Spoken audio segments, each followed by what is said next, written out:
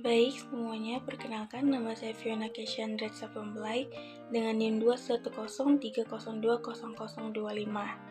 Baik, di sini saya akan membahas sedikit terkait materi revisi taksonomi Bloom menurut Anderson dan Cardwell.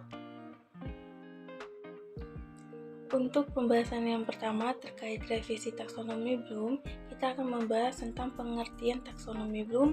Kemudian di sini kita akan membahas terkait revisi taksonomi Bloom menurut Anderson dan Cardwell. Pertama kita akan membahas terkait materi pengertian taksonomi Bloom. Taksonomi merupakan sistem klasifikasi menurut Yaomi Muhammad pada tahun 2013 yang berasal dari bahasa Yunani dan mengandung dua arti, yaitu taksis atau pengaturan dan nomos atau ilmu pengetahuan Wibowo-Botry tahun 2007. Taksonomi sendiri berangkat dari pemikiran seorang psikologi pendidikan, yaitu Dr. Benjamin Bloom pada tahun 1956, yang membentuk pemikiran pendidikan pada level yang lebih tinggi, yaitu menganalisis dan mengevaluasi konsep, proses, prosedur, dan prinsip, dan bukan hanya mengingat fakta ataupun hafalan, menurut Zhou dan Brown tahun 2017. Selanjutnya, taksonomi dalam bidang pendidikan sendiri digunakan untuk klasifikasi tujuan instruksional, yaitu yang pertama ada ranah kognitif yang berkaitan dengan tujuan belajar yang berorientasi pada kemampuan berpikir, kemudian ada ranah afektif berhubungan dengan perasaan, emosi, sistem nilai dan sikap, dan yang ketiga ada ranah psikomotor berorientasi pada keterampilan motorik ataupun penggunaan otot kerangka. Hal penting dalam taksonomi tujuan instruksional ialah hierarki yang dimulai dari tujuan instruksional pada jenjang terendah sampai jenjang tertinggi. Dengan kata lain, tujuan pada jenjang yang lebih tinggi tidak dapat dicapai sebelum tercapainya tujuan pada jenjang di bawahnya. Selanjutnya kita masuk kepada pembahasan yang kedua, yaitu terkait revisi taksonomi Bloom.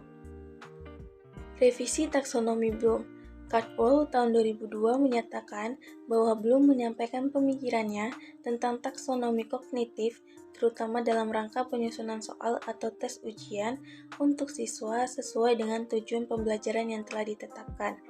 Cardwell merupakan sahabat dari Bloom yang bersama-sama dengan para ahli psikologi bidang pendidikan bekerja keras untuk merevisi taksonomi tersebut dan mempublikasikannya, menurut Anderson et al. Tahun 2001.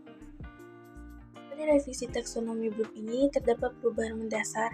Yang pertama yaitu revisi taksonomi Bloom berfokus pada perubahan aplikasi yang terdiri dari 3 bidang, yaitu aplikasi bidang penyusunan kurikulum, aplikasi bidang instruksi pengajaran, dan aplikasi bidang asesmen atau penilaian, yang dimana pada taksonomi Bloom yang lama, penyusunan taksonomi ditunjukkan untuk mempermudah penyusunan penilaian untuk tingkat perguruan tinggi secara nasional.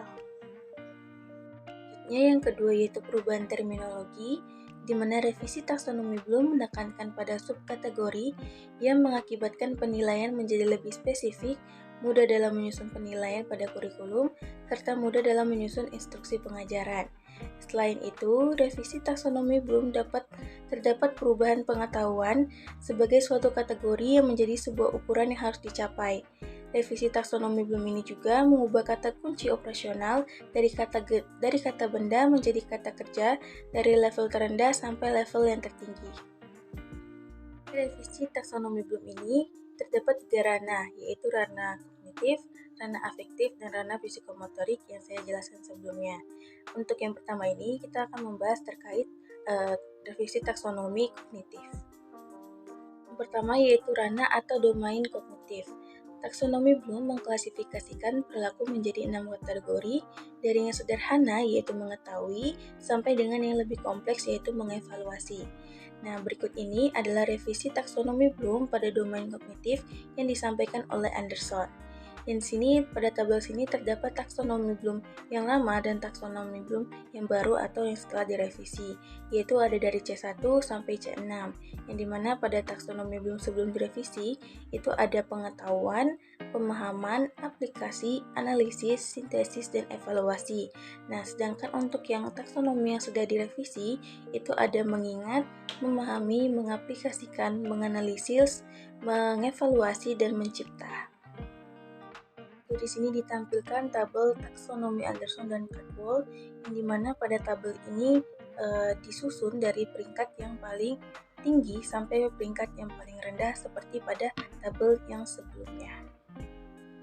Revisi taksonomi Bloom domain kognitif ini terdapat juga revisi taksonomi Bloom dan kata kuncinya seperti yang ada pada tabel berikut, yang dimana pada domain kognitif sebelumnya yaitu levelnya itu dari yang terendah itu ada pengetahuan, kemudian ada pemahaman, kemudian ada aplikasi, kemudian ada analisis, dan kemudian ada sintesis. Dan yang terakhir ada evaluasi. Sedangkan untuk yang domain kognitif yang telah direvisi, untuk level yang pertama atau C1-nya itu ada mengingat, ada memahami, ada mengaplikasikan, ada menganalisis, ada mengevaluasi, dan ada menciptakan. Di sini saya menampilkan revisi taksonomi Bloom dimensi pengetahuan, yang dimana pada dimensi pengetahuan lama itu ada pengetahuan faktual, pengetahuan konseptual, pengetahuan prinsip, dan pengetahuan prosedural. Sedangkan untuk dimensi pengetahuan yang sudah direvisi itu ada pengetahuan faktual, pengetahuan konseptual, pengetahuan prosedural, dan pengetahuan metakognitif, yang dimana mungkin perbedaannya itu terdapat kepada cakupan-cakupan yang ada di dalam dimensi pengetahuan tersebut. Yang selanjutnya itu terdapat tabel revisi taksonomi Bloom dimensi proses kognitif, yang dimana ini tuh terkait tentang tabel yang pertama, yaitu tentang taksonomi Bloom yang belum direvisi dan yang sudah direvisi, yang dimana dimensi proses kognitif lama yaitu ada pengetahuan, pemahaman, aplikasi, analisis, sintesis, dan evaluasi. Sedangkan untuk yang sudah direvisi itu ada mengingat, memahami, mengaplikasikan, menganalisis, mengevaluasi, dan mencipta, yang dimana pada tabel tersebut diberikan sedikit penjelasan dan subkategori yang termasuk ke dalam dimensi-dimensi tersebut. Dari tabel-tabel yang sudah disampaikan tadi, kita melihat bahwasannya ada dua hal yang diubah dalam dimensi proses kognitif. Yang pertama yaitu perubahan urutan tingkatan proses kognitif, yaitu antara sintesis dan evaluasi, dan perubahan penamaan tingkatan sintesis. Kemudian yang kedua itu ada simbolisasi dari penamaan proses kognitif dari nomina menjadi verb. Kemudian di sini Anderson et al. Tahun 2001 juga mengusulkan dimensi proses kognitif baru menjadi mengingat, memahami, mengaplikasikan, menganalisis, mengevaluasi, dan mencipta, yang dimana dari perubahan atau revisi tersebut telah disampaikan baik perubahan dimensi pengetahuan maupun perubahan dimensi proses kognitif, maka diperoleh adanya hubungan atau interaksi di antara kedua dimensi tersebut, yang dimana interaksi dimensi pengetahuan dengan dimensi proses kognitif itu dapat terlihat pada tabel yang saya tampilkan tersebut. Di sini ada pengetahuan faktual, pengetahuan konseptual, pengetahuan prosedural, dan pengetahuan metakognitif. Di sini ada cangkupan-cangkupannya yaitu dari C1 sampai C6. Ini tabel interaksi revisi dimensi pengetahuan dengan dimensi proses kognitif. Dari tabel tersebut, maka guru dapat mengukur capaian pembelajaran yang akan ditetapkan pada proses pembelajaran yang akan dilaksanakan. Selanjutnya, juga di sini saya menampilkan contoh kata kerja operasional yang dapat dipakai dalam domain kognitif. Lebih jelasnya, mungkin teman-teman semuanya bisa membaca terkait contoh-contoh kata operasional apa saja yang mencangkup di dalam mengetahui, memahami, mengaplikasikan, menganalisis, mengevaluasi, dan membuat atau mencipta. Baik, selanjutnya kita masuk kepada ranah atau domain afektif. Cardwell et al. Tahun 1964 menyatakan bahwa domain afektif merupakan domain yang meliputi rasa, nilai, apresiasi, antusiasme, motivasi, dan sikap, yang dimana kompetensi siswa yang mencerminkan afektif yang baik dapat terlihat dari sikap ataupun kedewasaan yang sesuai dengan usia dan perkembangan siswa yang tercermin pada perilaku ataupun attitude sehari-hari pada proses pembelajaran baik di dalam kelas maupun di luar kelas. Berikut ini juga ada beberapa contoh perilaku yang mencerminkan sikap atau afeksi yang baik dalam siswa, seperti misalnya disiplin dalam menjalankan semua kewajibannya terkait proses pembelajaran, kemudian juga bertanggung jawab atas apa yang dilakukan, kemudian ada semangat dan antusias dalam mengikuti pembelajaran, kemudian ada menghormati serta menghargai teman sebaya, dan lain sebagainya. Dalam kemampuan afektif sendiri, khususnya dalam ranah sikap, dari mahasiswa dapat diketahui kecenderungan, perubahan, dan perkembangannya dengan mendasarkan pada jenis-jenis kategori domain afektif seperti yang dikemukakan oleh Cardwell et al. Tahun 1964, yaitu yang pertama ada tingkat menerima, di mana mahasiswa memiliki keinginan menerima ataupun memperhatikan atau receiving atau attending suatu rangsangan atau stimulus yang diberikan dalam bentuk persoalan, situasi, fenomena, ataupun sebagainya. Kita ambil contoh misalnya kemampuan dalam tingkat menerima itu mahasiswa bersedia untuk mendengarkan temannya yang berbicara dengan respect. Ini yang kedua ada tingkat menanggapi, yang dimana mahasiswa mereaksi ataupun menanggapi suatu rangsangan atau stimulus yang diberikan dalam bentuk persoalan, situasi, fenomena, dan lain sebagainya. Kita ambil contoh yaitu mahasiswa aktif berpartisipasi dalam diskusi kelompok seperti memberikan penjelasan dan menanggapi pendapat dari teman. Kemudian yang ketiga ada tingkat menghargai, di mana mahasiswa menunjukkan kesediaan menerima atau menghargai suatu nilai yang disodorkan kepadanya. Contohnya, contoh kemampuan menghargai yaitu mengajukan rencana untuk perbaikan kehidupan masyarakat. Yang keempat ada tingkat menghayati, di mana mahasiswa menjadikan nilai-nilai yang disodorkan itu sebagai bagian dari internal dalam dirinya, menjadikan nilai-nilai tersebut prioritas dalam dirinya.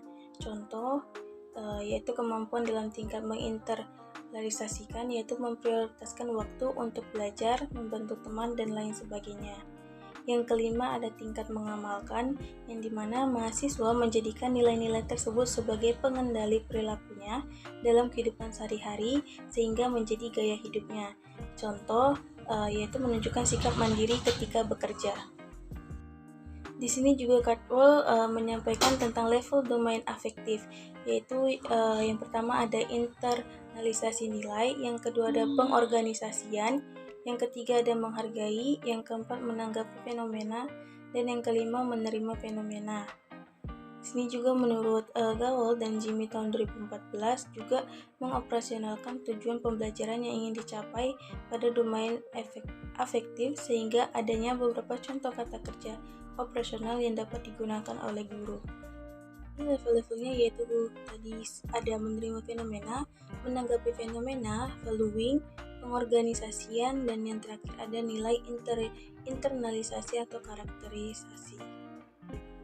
Selanjutnya kita masuk kepada domain psikomotorik, di mana domain psikomotorik tercetus oleh pemikiran Simpson tahun 1966 yang menyatakan bahwa kemampuan psikomotorik berkaitan dengan fisik, koordinasi, dan penggunaan bidang keterampilan motorik yang harus dilatih secara terus-menerus dan diukur dari segi kecepatan, presisi, jarak, prosedur, ataupun teknik dalam eksekusinya.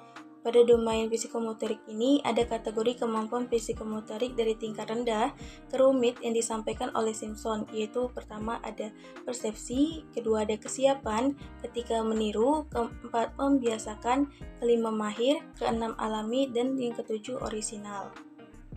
Adapun di sini tokoh lain yang mengkaji tentang kemampuan psikomotorik yaitu ada Dev tahun 1967 yang membagi kemampuan psikomotorik ini menjadi 5 tingkatan. Yang pertama ada meniru, yang kedua memanipulasi, yang ketiga presisi, keempat artikulasi, dan yang kelima naturalisasi. Di sini juga taksonomi Dyer dan kawan-kawan juga mengkaji tentang kemampuan psikomotorik, yaitu pertama ada mengamati, kedua menanya, ketiga mencoba, keempat menalar, dan yang kelima mengkomunikasikan. Nah, dari kemampuan-kemampuan tersebut, mereka mengoperasionalkan tujuan pembelajaran yang ingin dicapai pada domain psikomotorik sehingga adanya beberapa contoh kata operasional yang dapat digunakan oleh guru. Ini adalah tabel kata kerja operasional untuk domain psikomotorik konkret, yaitu menurut Simpson tadi, yaitu ada tingkatannya yang pertama meniru, membiasakan, mahir, alami, dan tindakan orisinal. Sedangkan untuk kata kerja operasional domain psikomotorik abstrak, yaitu ada mengamati, menanya, mencoba, menalar, dan mengkomunikasikan, yaitu menurut Dyer. Dari materi yang sudah saya jelaskan, maka dapat kita simpulkan bahwasanya revisi taksonomi Bloom ini muncul diakibatkan adanya tuntutan perkembangan dunia pendidikan yang bergerak sangat cepat dalam rangka menciptakan sumber daya manusia yang berkualitas, yang dimana juga kita dituntut untuk tidak hanya sampai pada tahap evaluasi saja, tetapi kita juga harus mampu sampai kepada tahap penciptakan atau creating, yaitu pada domain kognitif. Kemudian juga kita harus memiliki sikap dan perilaku yang baik dalam pembelajaran di kelas maupun di luar kelas, yaitu dalam ranah domain afektif, dan juga kita harus memiliki fisik yang tangguh dan kuat, yaitu dalam domain psikomotorik agar tujuan pembelajaran tersebut tercapai. Mungkin itu saja penjelasan yang bisa saya sampaikan terkait revisi taksonomi Bloom, Anderson, dan Caldwell. Apabila ada kesalahan kata, saya mohon maaf dan terima kasih.